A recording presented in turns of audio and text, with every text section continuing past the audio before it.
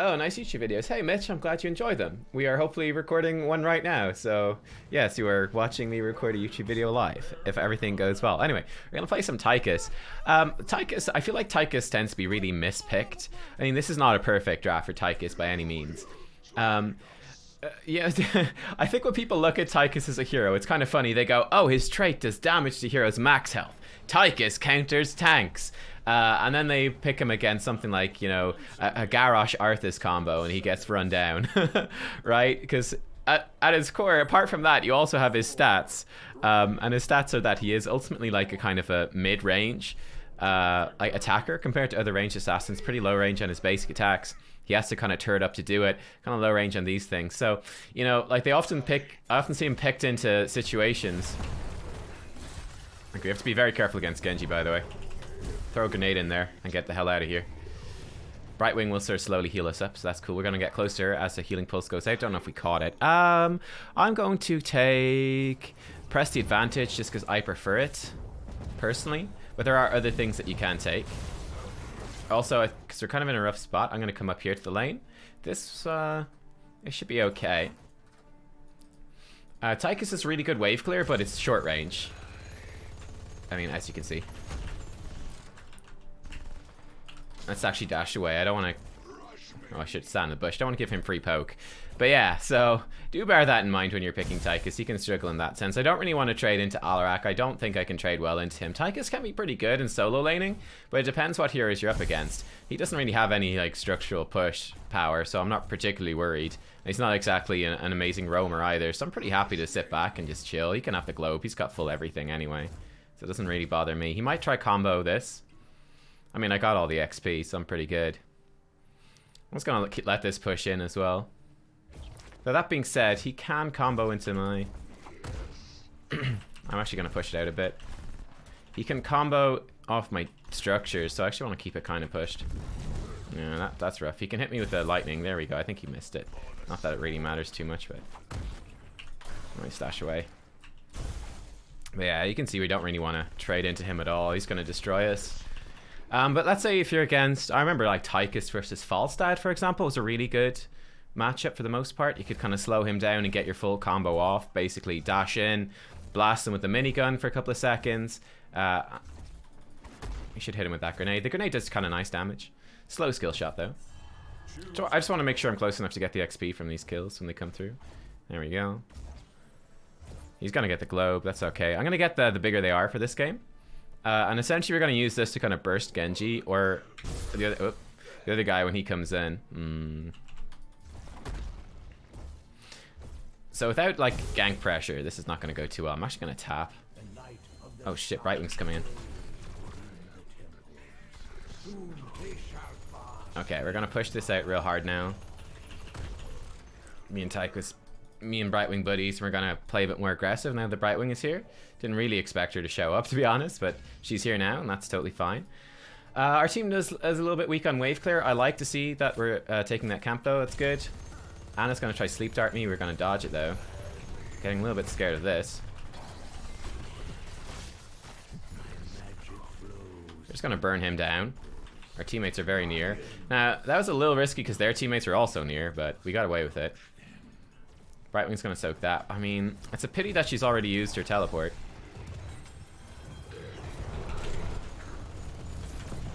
That's a good sleep. I'm scared now. Throw a grenade just for damage.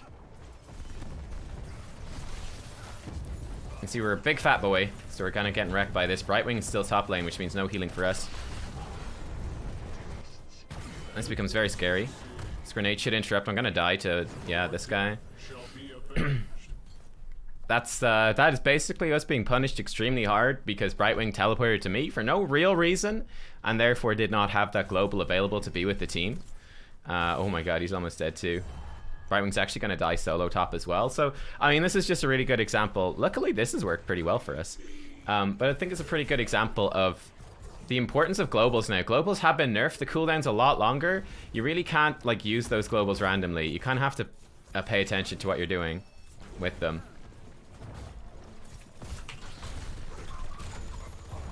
Okay, we're gonna keep pressuring this Ana.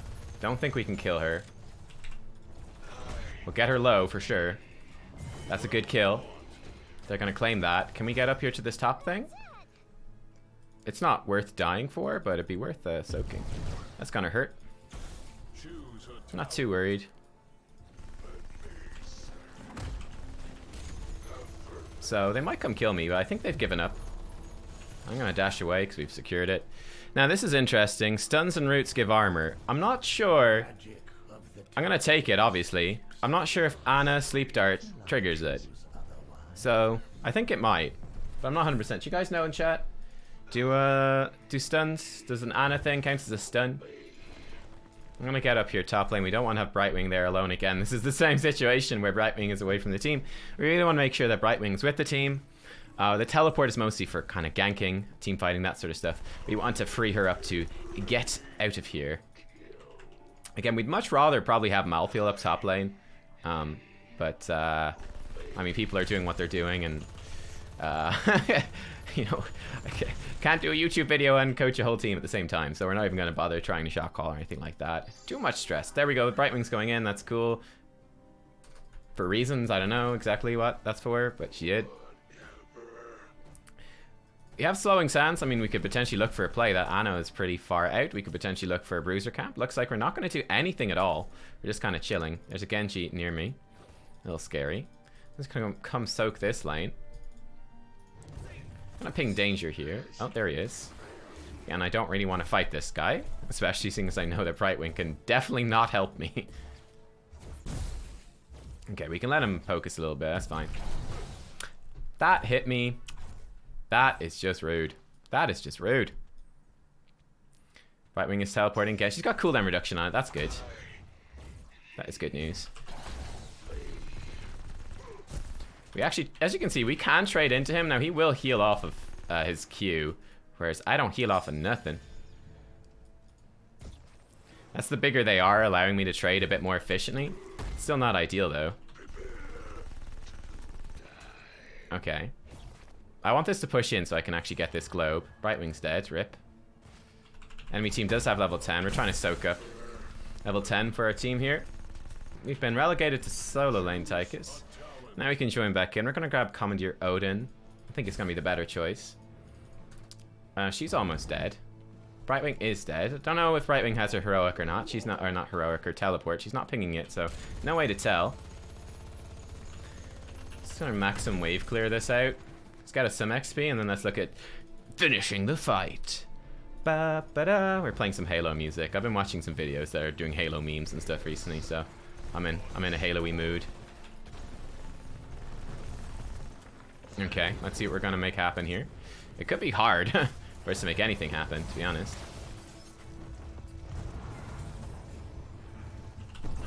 I don't know if anything good's gonna come of this. I'm just gonna Odin.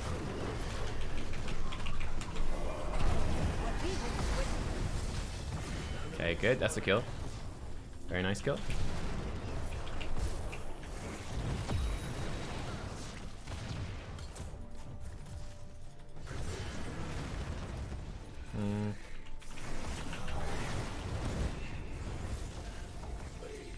Okay. Okay. I'm put asleep. That's a bummer. Okay.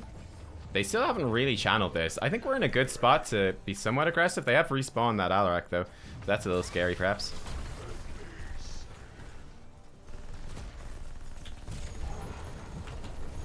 Finish him off with a grenade. And shoot this man. I definitely want to get out of there. Here comes Genji. He's doing stuff. He's dying. That's what he's doing.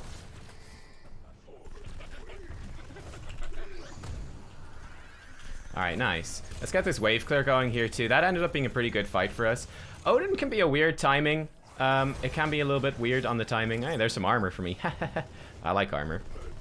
Let's get near Brightwing so she can maximize her healing. Seems pretty good. Want to defend top lane? There's nothing there though. Why would we want to urgently defend that? We don't understand. We're absolutely tearing through this guy with that minigun. I really like the bigger they are. I really don't like the other one. That, you know, the quest stacking one. I feel like he just gets punished. Now, mid lane is definitely worth defending. That's a much more sensible ping. I guess they were just pinging it to highlight that it was pushing good for us. And that the enemy team would probably back off. Which I guess is pretty useful information. I just fucked the Chromie right there. Sorry, Chromie. I love you, really. I don't love Chromie. I think she's an evil hero. Though she has been nerfed, so she's not too bad. Right. Let's maybe leave solo lane to Malthael from now on. Taking these camps as Tychus is actually kind of annoying because we kind of not very good at, you know, standing at stutter stepping. We'll kill them eventually, though. We're a big fat boy. Are we fighting here? No, Malthael's stealing their camp, so hopefully we're not. Okay, cool. Spell armor could be kind of nice. I think I actually will get that. And I'm gonna pop it now, because this jerk might hit me. Malthael's definitely dead. Malthael's not yet dead. Malthael's definitely dead. Malthael is definitely dead. He is dead. Confirmed. Okay, that was good. Get the basic attack in on him. Perfect. Oh, he duked it. Bummer. Well, we tried. I think we got 1 kill out of that, which is actually pretty decent. Poor Malthael got shreked on the back line. Speaking of getting shreked, this guy's getting shreked. That's who. Nice. Very nice. You can see that this is one of the strengths of Tychus. You know, when we have a solid setup like that with the Diablo, you know, he stuns someone and we're in position. We can do so much damage with this the bigger they are. I think it is probably the better combo. Temple's activating. This would be a nice time to grab this. Can I ping this for help? This would be great. Our teammates are very slow to respond. They're kind of looking for an Nubkeks kill, which is ambitious. It's just going to result in him dying, so rip. Nubkeks having shields on his E, plus a free escape on his E, plus also having... just get these all low together. He also has spell armor application on his W. Sorry, Chromie. We're kind of messing you up. Yeah, unfortunate. It's a real pity our teammates didn't come closer there. This is actually kind of scary too. Brightwing is gonna die. Get dove. This is all a ripple effect of that very, very bad decision earlier. We can get people out of this sooner. We could even pick we could have picked laser to try deal with that faster. Even could have been a decent option. I'm gonna Hearthstone real fast. No, I'm not. I'm gonna tap a well. Looks like we're gonna try fight in mid. We do have a nice push up top, which the enemy team will probably respond to. We can kind of split them up. They haven't sent anyone bottom yet. Indeed, Gul'dan is there, so we could be aggressive here. We know that they're not really in position. Brightwing can teleport in. This could be an opportunity to push kind of hard and aggressive. We're gonna channel the point. That's also pretty good. It's gonna hit it with the Q, because Q's not all that useful, really. They have vision on us, so they're probably gonna do something nasty. I don't trust these goons. Gonna keep this wave pushing, so at least we have some vision coming in here.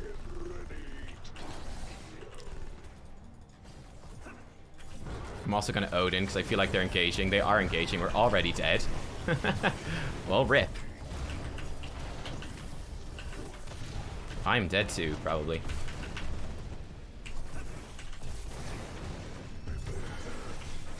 Please don't kill me.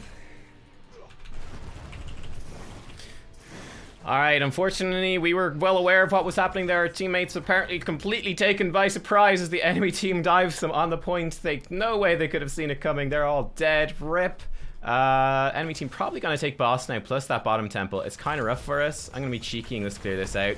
They are going to take that boss, and unfortunately, there's nothing we can really do about it. Brightwing is dead for 20-something seconds. I think we just let it go.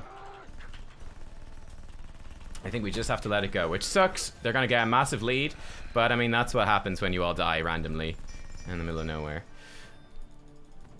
Enemy team actually stopping.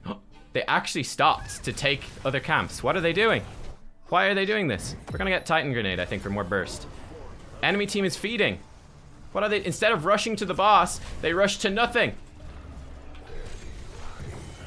I'll finish this off real fast at my Q. Enemy team not gonna rush the boss. They're gonna take the temple instead. Give us a boss. That's so much better. This is a boss straight onto the keep. It's gonna do massive damage. Enemy team have not been watching Nub streams. They don't realize that if you take the boss first, you take the boss safely while the enemy team has 1 or 2 people dead, and then while the boss is active, you can safely take the temple. If you try to take the temple and then you take the fort afterwards, when everyone has respawned, the boss afterwards, and everyone's respawned, it doesn't work out well for you. So that was hilarious, because me doing the right thing and soaking riskily there actually ended up being the wrong decision, because the enemy team made a worse decision. Welcome to Heroes of the Storm. This is why coaching can be difficult. Lol. Okay, great. But yeah, pro tip. Always take the boss with as many people as possible while the enemy team is dead. Don't wait for them to respawn before you even attempt it. And taking the boss will let you get the objective very nicely. We're going to come join in here with Odin. We're going to try siege up. We're basically equal on XP. Things are looking pretty good. I'm just going to Odin for some extra siege damage more than anything else.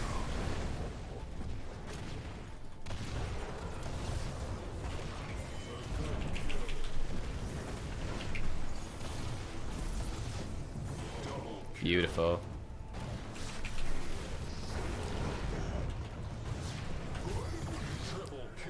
Chromie with a snipe. That was actually also beautiful. This puts us way ahead. If only that silly old enemy team had not been silly and had just done the boss when we were dead. They could have easily got the boss and the objectives and won the game. Unlucky for them, eh? Oh, no. There goes my minigun. Chromie almost kills him. It's close.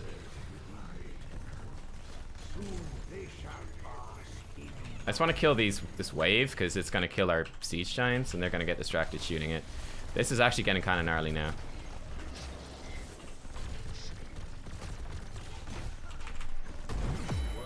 I don't think we need to retreat too much. Good sleep dart. Very good sleep dart. I'm just going to keep shooting this. Nice. And we get the kill on the core. Yep. That's all I gotta say about that. Honestly, is like pro tip. I mean, really important. Go for boss. That's 5. Don't split up. Otherwise, you throw the game. Poggers. 50% of team fight damage. I feel like someone was a little more useful to their team than other players. Lol. You deserve to lose that game. Poor Ragnaros LFT carrying his poor little heart out there. But yeah, I like this build the most. Well, you can change it around with Tychus, but yeah, press the advantage. I find it gives you really good flexibility, and I love to combine that with the bigger they are. I think you could see the value a good bit in this. I don't like the quest thing. I feel like the quest can be more of a trap talent. The bigger they are is basically always useful. It's like, okay, burst it as quick as possible. So long as you play around their CC relatively smartly, it's like, okay, you know, you're gonna have the minigun up more often, and it does big burst damage in that short duration it's up. It's much harder for them to punish it. It's very hard to get, you know, full basic attack value for the quest. And this also gives you a power spike earlier in the game. So I just generally prefer it myself quite a bit. And then, I mean, like Dash and the quest talent here are kind of the more popular. The quest talent being the one where it stacks minigun duration. Those are, at the moment, the more popular ones. But I personally prefer this combination. We took Relentless Soldier here. Grenade range is also really good. But yeah, Relentless Soldier. I mean, you've got a few different sort of builds you can go with, to be honest with you. I like this one against the Nubkeks. I think Anna Sleep Dart might trigger it as well. But I just figured, you know, we're a big hero, pretty short range. I mean, it's very easy for something like, you know, a Nubkeks to stun us. And then Genji dies on top of us. Gul'dan hits us with at least Corruption. And then perhaps, you know, Alarak pulls us in, and there's not too much that Brightwing can do in that situation, so at least this gives us some safety. Certainly a good bit of safety from just being bursted by a Nubkeks Genji at the very least. Odin, I mean, the laser might have been decent here just to smash the cocoon. That is worth thinking about. I think Odin is pretty good overall, though. It gives you armor, which is nice, and then, you know, your basic attacks have longer range. You can stutter step, and the abilities are pretty cool. Ideally, you probably spend your basic abilities before going to Odin. In this sort of game, though, we didn't really have the luxury. Well, 13 again, it varies. I like Neo Steel Coating here. The spell armor is great. And again, I'm just they've got a lot of burst damage from abilities. So I figured that would help keep me alive and would let me actually play a bit more aggressive into them. And I think it worked pretty decently.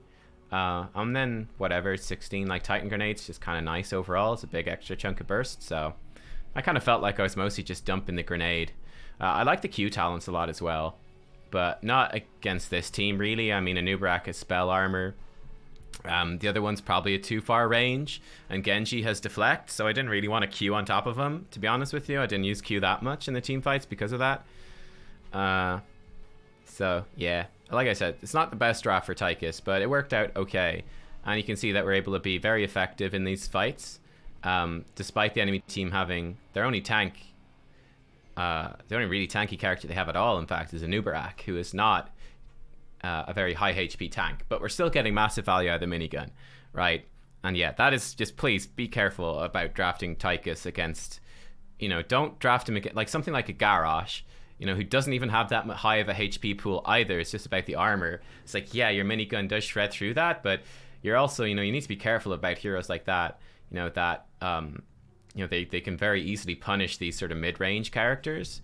You know, you're probably better off with something like a Raynor, you know, against a Garrosh. You could just keep blasting away. You can knock him back if he ever comes close. Raynor should be pretty safe. You know, Tychus could get kind of owned by that. I don't know, just watch out. I feel like it gets misdrafted a lot. Anyway, that's enough. Let's play more.